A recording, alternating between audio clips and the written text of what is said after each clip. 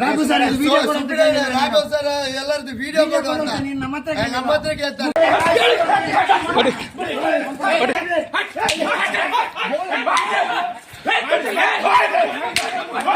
Crime ಕಾರ್ನರ್ಗೆ ಸ್ವಾಗತ. ನಾನು ಉಮರ್ ಫಾರೂಕ್. ಉತ್ತರ ಕನ್ನಡದ ಕಾರವಾರ ಜೈಲಿನಲ್ಲಿ ನಶಾ ವಸ್ತುಗಳು ಸಿಗ್ತಾ ಇಲ್ಲ ಅನ್ನೋ ಕಾರಣಕ್ಕೆ ಇತ್ತೀಚೆಗೆ ಅಲ್ಲಿನ ಕೈದಿಗಳು ಜೈಲ್ ಪೊಲೀಸರಿಗೆ ಒದ್ದು ರಾದ್ದಾಂತ ಮಾಡಿದ್ರು.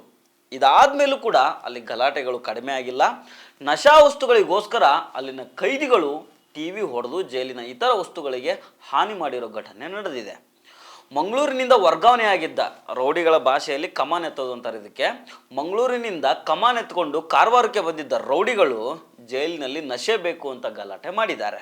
ಈ ಸ್ಟೋರಿ ಬಗ್ಗೆ ಡೀಟೇಲ್ ಆಗಿ ನೋಡೋಣ. ಆದರೆ ಅದಕ್ಕೂ ಮೊದಲು ನೀವಿನ್ನೂ ನಮ್ಮ ಚಾನಲನ್ನು ಸಬ್ಸ್ಕ್ರೈಬ್ ಮಾಡಿಲ್ಲ ಅಂದರೆ ದಯವಿಟ್ಟು ಸಬ್ಸ್ಕ್ರೈಬ್ ಮಾಡಿಕೊಳ್ಳಿ. ಹಾಗೆ ಈ ವಿಡಿಯೋವನ್ನು ಕಡೆ ತನಕ ಮಿಸ್ ಮಾಡದೆ ನೋಡಿ.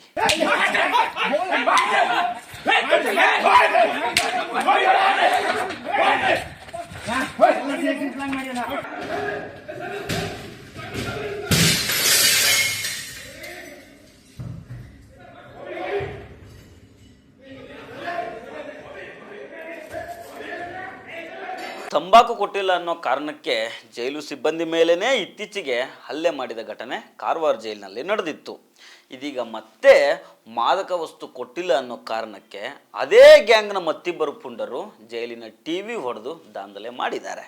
ಕೆಲವು ದಿನಗಳ ಹಿಂದೆ ಕಾರವಾರ ಜೈಲಿನಲ್ಲಿ ಜೈಲರ್ ಹಾಗೂ 3 ಸಿಬ್ಬಂದಿಗಳ ಮೇಲೆ ಮಂಗಳೂರು ಮೂಲದ ರೌಡಿಗಳಾದ ಮೊಹಮ್ಮದ್ ಅಬ್ದುಲ್, ಫಯಾನ್ ಹಾಗೂ ನಿಹಾಲ್ ಹಲ್ಲೆ ಮಾಡಿದ್ರು.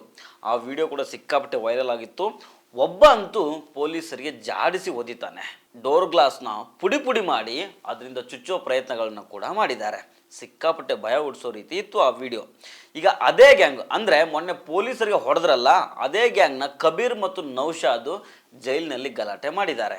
ನಶೆ ಸಿಗ್ತಿಲ್ಲ ಅನ್ನೋ ಕಾರಣಕ್ಕೆ ಟಿವಿ ಹೊಡೆದು ಹಾಕಿದ್ದಲ್ಲದೆ ಇತರ ವಸ್ತುಗಳನ್ನು ಕೂಡ ನಾಶ ಮಾಡಿದ್ದಾರೆ.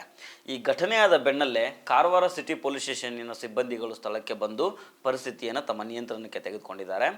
ಮಂಗಳೂರು ಜೈಲಿನಲ್ಲಿ ಹೆಚ್ಚುವರಿಯಾಗಿದ್ದ 6 ಮಂದಿ ಕೈದಿಗಳನ್ನು ಕಾರವಾರ ಜೈಲಿಗೆ ಸ್ಥಳಾಂತರ ಮಾಡಲಾಗಿತ್ತು. ಇವರ ರೌಡಿ ಭಾಷೆಯಲ್ಲಿ ಅದಕ್ಕೇನೋ ಕಮಾನ್ ಎತ್ತೋದು ಅಂತ ಹೇಳ್ತಾರೆ.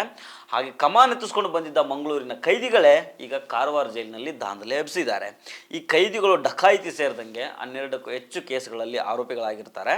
ಈ ಘಟನೆಯ ನಂತರ ಕಾರವಾರ ಡಿವೈಎಸ್ಪಿ ಗಿರೀಶ್ ನೇತೃತ್ವದ ಪೊಲೀಸರು ಜೈಲಿಗೆ ಭೇಟಿ ಕೊಟ್ಟು ಪರಿಶೀಲನೆಯನ್ನು ನಡೆಸಿದ್ದಾರೆ.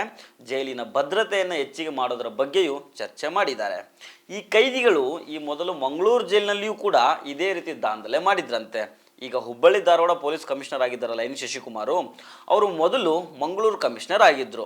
ಒಮ್ಮೆ ಅವರು ಈ ಫಯಾನ್ ಅನ್ನೋ ಆರೋಪಿ ಬಳಿ ತಂಬಾಕನ್ನು ವಶಪಡಿಸ್ಕೊಂಡಿದ್ರಂತೆ. ಆಗ ಈ ಫಯಾನು ಎನ್ ಶಶಿಕುಮಾರ್ ಮೇಲೇ ಅಟ್ಯಾಕ್ ಮಾಡೋದಕ್ಕೆ ಟ್ರೈ ಮಾಡಿದ್ದಂತೆ. ಒಬ್ಬ IPS ಆಫೀಸರ್ ಮೇಲೇ ಈ ರೌಡಿಗಳು ಅಟ್ಯಾಕ್ ಮಾಡೋ ಪ್ರಯತ್ನ ಮಾಡ್ತಾರಂದ್ರೆ ಪೊಲೀಸರು ಇವರಿಗೆ ಭಯ ಹುಟ್ಟಿಸಿದ್ದಾರಂದ್ರೆ ಯಾರು ನಂಬ್ತಾರೆ ಬಿಡಿ. ಪೊಲೀಸ್ ವ್ಯವಸ್ಥೆ ಮೊದಲೇ ಇವರನ್ನ ಸರಿಯಾಗಿ ಹದ್ದುಬಸ್ತಿನಲ್ಲಿ ಇಟ್ಟಿದ್ರೆ ಇವತ್ತು ಇವರು ಪೊಲೀಸರಿಗೇನೆ ಹೊಡೆಯುವಷ್ಟು ಮುಂದುವರಿತಾ ಇರಲಿಲ್ಲ. ಜೈಲ್ ಅನ್ನೋದು ಪ್ರಾಯಶ್ಚಿತ ಕೇಂದ್ರ ಅಂತ ತುಂಬ ಜನ ನಂಬ್ಕೊಂಡಿದ್ದಾರೆ. ಏನೇ ಕ್ರೈಮ್ ಮಾಡಿರಲಿ ಆ ಅಪರಾಧಿಗಳು ಜೈಲಿಗೆ ಹೋದರೆ ಅಲ್ಲಿ ಬದಲಾಗ್ತಾರೆ, ಅವರ ಮನಸ್ಸು ಪರಿವರ್ತನೆ ಆಗುತ್ತೆ ಅಂತ ಅಂದ್ಕೊಳ್ತಾರೆ. ಆದರೆ ಹೆಚ್ಚಿನ ಕೈದಿಗಳು ಜೈಲಿಗೆ ಹೋಗಿ ಬಂದ ಮೇಲೇ ಇನ್ನಷ್ಟು ಪಳಗಿ ಹೊರಗೆ ಬರ್ತಾರೆ. ನೆಕ್ಸ್ಟ್ ಇನ್ನೊಂದು ಕ್ರೈಮ್ ಮಾಡಬೇಕಂದಾಗ ಅವರಿಗೆ ಯಾವ ಭಯನೂ ಇರೋದಿಲ್ಲ. ಅದೇ ಉಗ್ರಂ ಸಿನಿಮಾದಲ್ಲಿ ಒಂದು ಡೈಲಾಗ್ ಇದೆಯಲ್ಲ, ತಣ್ಣೀರು ಸ್ನಾನ ಮಾಡ್ದಂಗೆ ಅಂತ. ಆ ರೀತಿ ಇವರು ಸೊಸೈಟಿಯಲ್ಲಿ ಮತ್ತೆ ಕಂಟಿನ್ಯೂ ಆಗ್ತಾ ಇರ್ತಾರೆ. ಸೊ ಫ್ರೆಂಡ್ಸ್, ಇದು ಇವತ್ತಿನ ಕ್ರೈಮ್ ಕಾರ್ನರ್. ಮತ್ತೆ ಭೇಟಿ ಆಗ್ತಿರೋಣ. ನಮಸ್ಕಾರ.